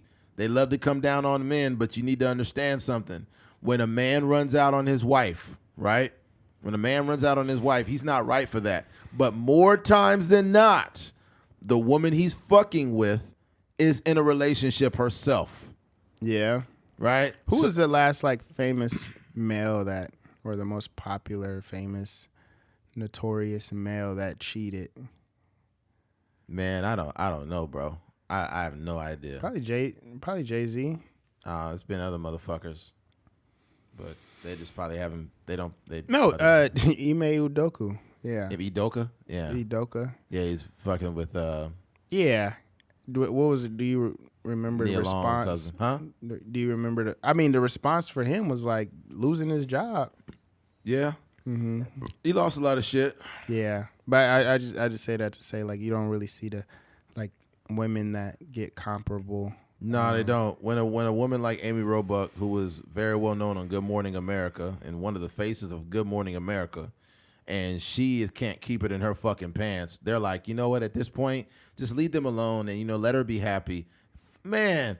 So you just gonna leave out the point that they were both actively married and they both was fucking on each other. And the dude was fucking the producer, and she was married. It just proves my point that I've tried to make this whole time. But that was just the people we caught. That nigga was slanging dick. He was slanging dick while being married. There's no point of being married. It's no different than people that own dogs, right? If you own a pet and your pet's underfed and always running around the neighborhood, why the fuck do you have a dog? If you loved your dog, you would treat your dog with respect and actually groom your dog properly and shit like that. Yeah. People will literally sign up for responsibility that they're not responsible enough for. Like when you're with a woman and you love her, bro, you're responsible for her heart. And you're also a representative of your wife. So when you're out and about and you fucking all these women, you making her look stupid. Yeah. You know what I'm saying? So if you a dude that's solid and you out and about and women trying to throw pussy at you, you like, oh, hell no. Man, I'm married. Just give her a little Floyd Mayweather shoulder. Just put your hand up with your finger and walk off. Like, you got to make it there as a man, though. You got to make it to a point where you a married dude, you out in the public.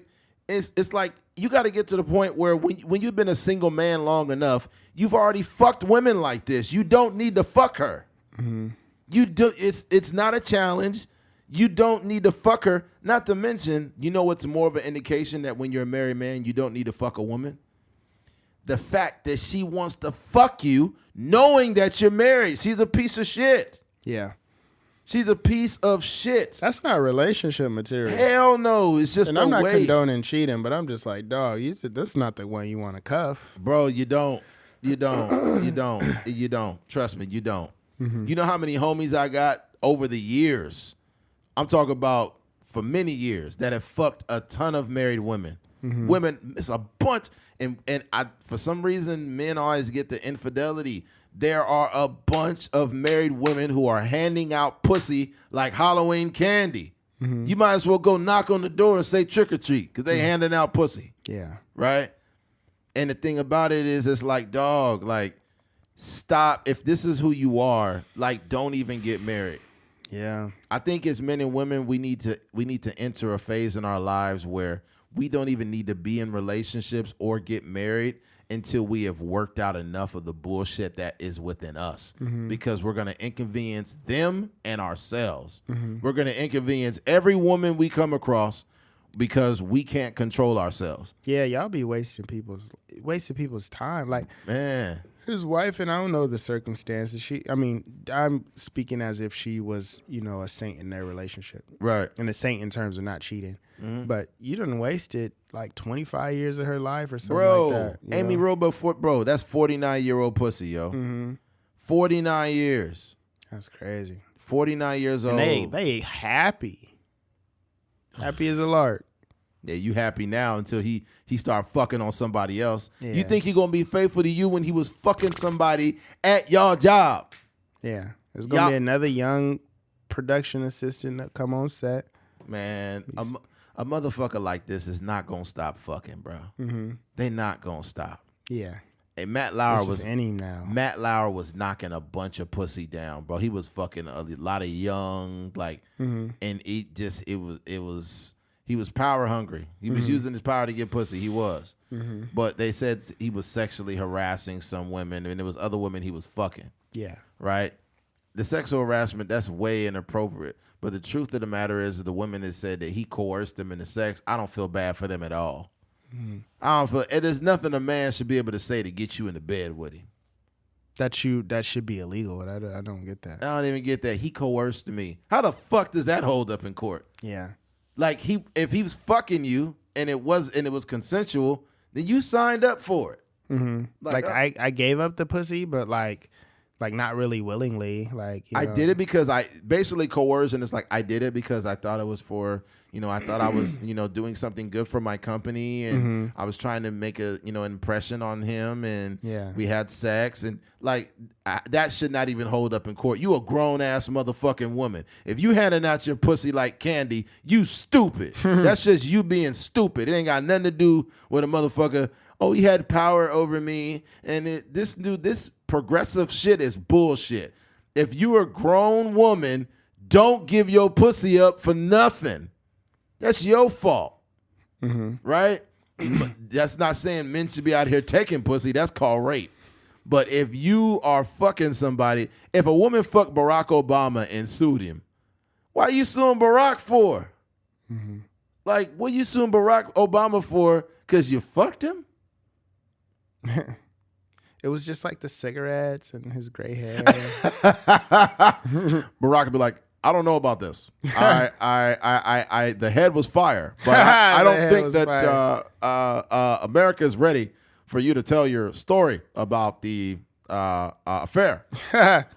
Michelle is not ready to hear exactly what was going on in the bedroom. I do things with you that I've never done with anyone else. And I think that you should keep that to yourself. If not, I know where your grandma lives and all your kids. I feel like Obama would be like give slick threats. Yeah. Like the threats would be like really bad, but it would like be very like in a respectful way. Mm-hmm. Like, hey, I mean, we could do this the nice way, or your family might come up missing. Yeah. All right, it's your choice. I know the GDs and Lil Durk. Went to school with Big Dirk. What's his school? Lil Durk's uncle, Big Dirk. Went to school with him. We used to slide on niggas. We used to slide. Don't make me spin the block, as the young folks say. 63rd Street. Yeah. It's just back in the day. Michelle, she had a big old ass. I seen her walking across the street. And Michelle had what you call a badunkadunk. You imagine Barack having sex, yo? Barack would be like, hallelujah. It's a very harmonious time. I'm about to come.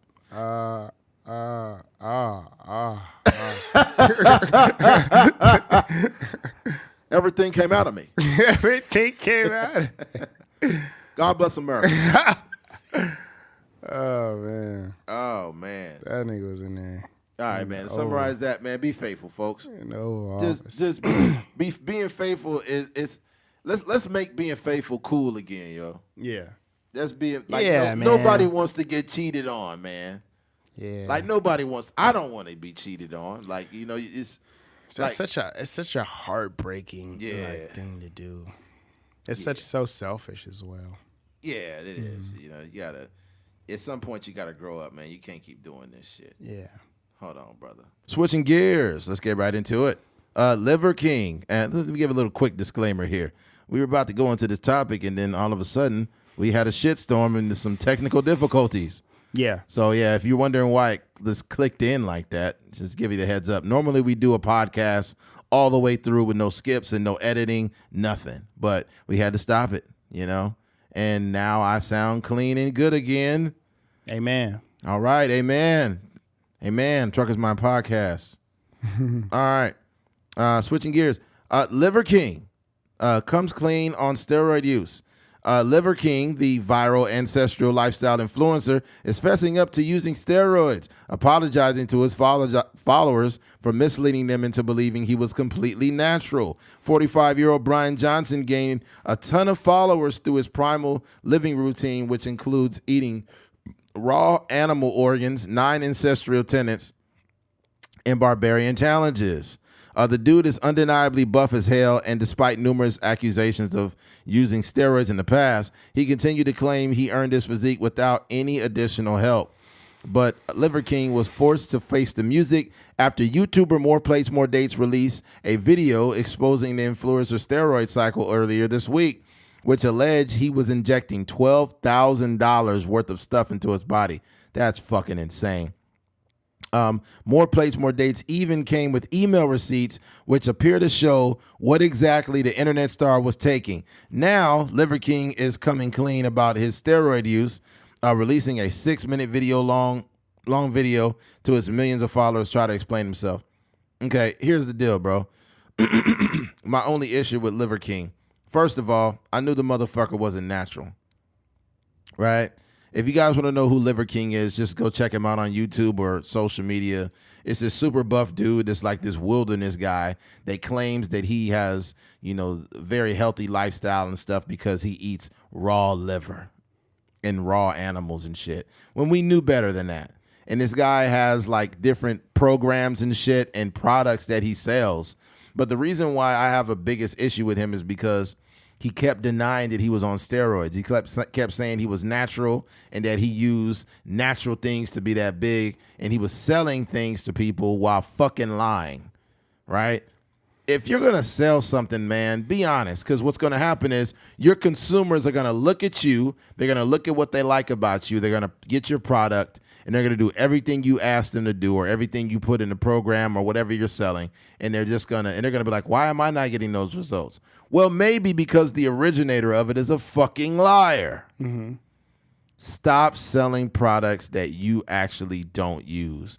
You know, when I see bodybuilders like Ronnie Coleman, no disrespect to Ronnie, but Ronnie was taking a boatload of shit when he was Mr. Olympia. He was taking a boatload of shit, but he'll have protein powders and BCAAs and all this other shit he's selling.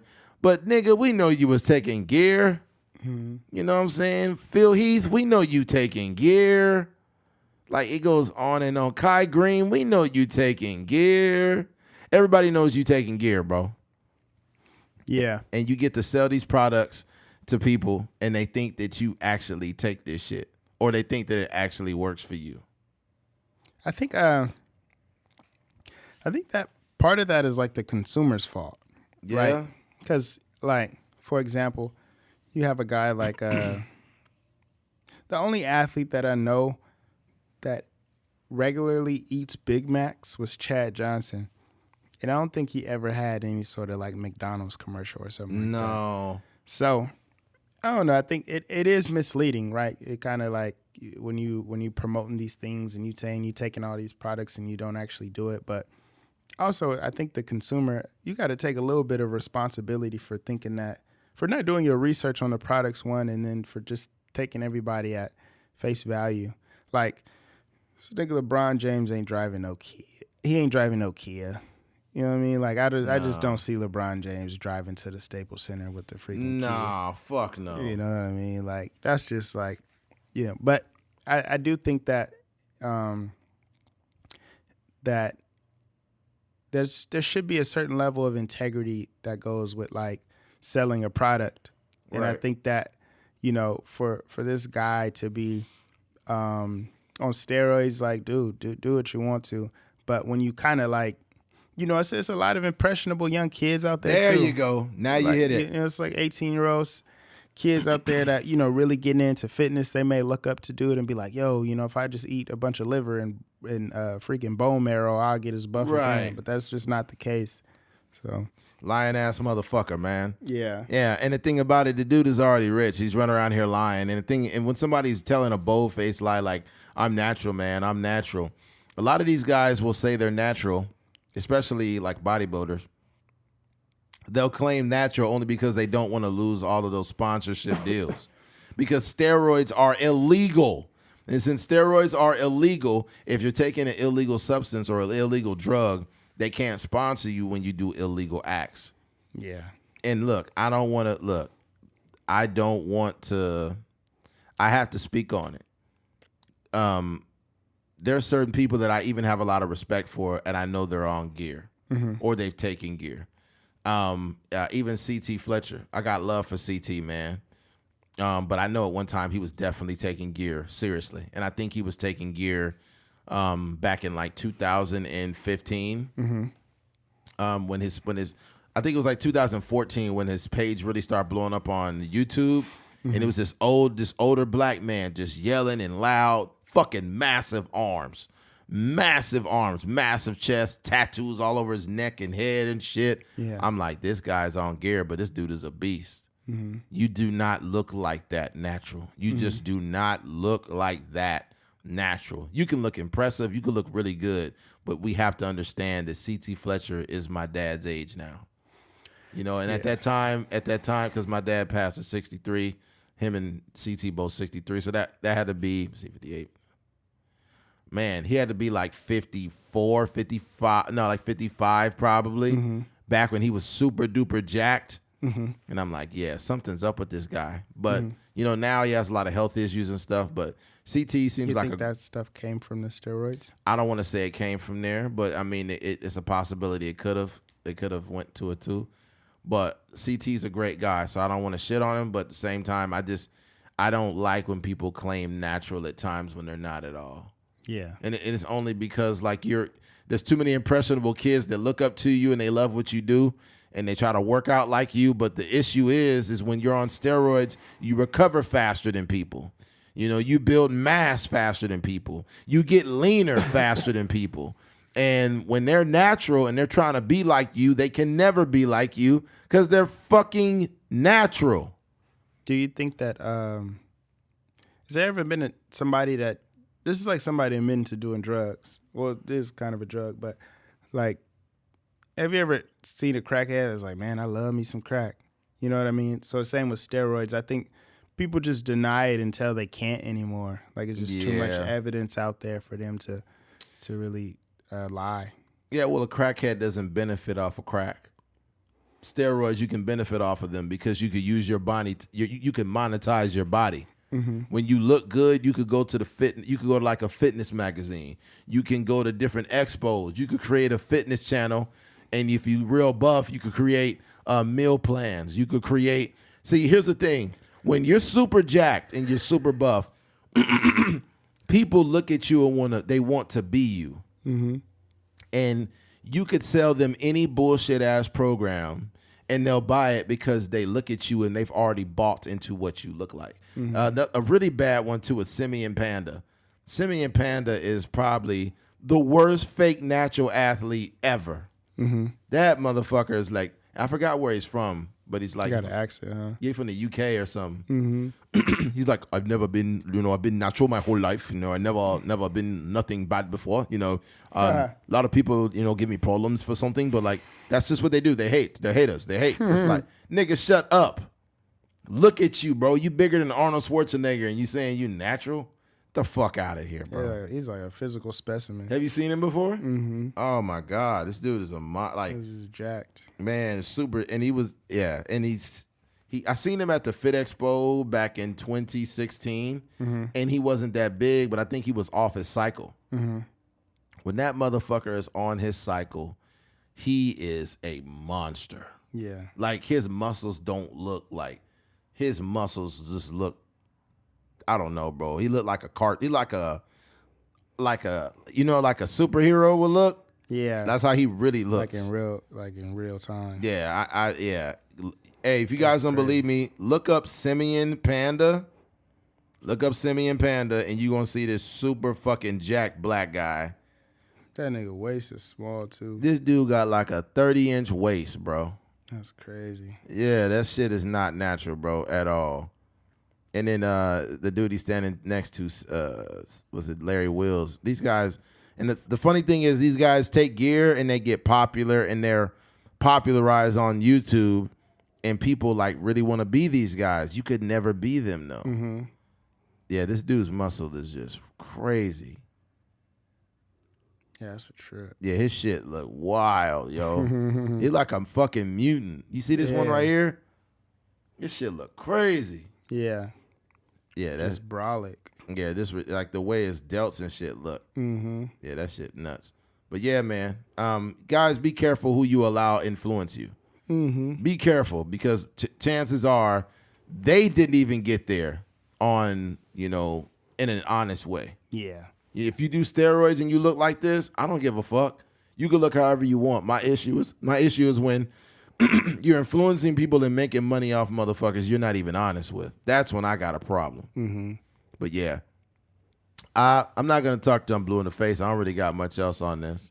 Yeah, just keep it real out there. Yeah. I think that, moving forward, I think that's the thing that we will definitely stand on. Just, if we selling something to the people that choose to purchase from us, and it's going to be something that we genuinely believe in. It ain't going to be something that we just, getting paid to sell or something like that. That's lame. Yeah, that's ridiculous. Yeah. But there's that. Let me go ahead and wrap this thing up, man. Before we close it out, man, just want to say thank you for all of those who continue to run these numbers up, man. We're going into New Year soon, and we want you guys to tell a friend because we're about to take over this podcast thing in 2023. That's facts. Okay? So if you made it to the end of this podcast, we appreciate you. Thank you for listening to A Trucker's Mind podcast. I'm Eddie McGee. It's your boy K-Fing. We are out of here. Peace.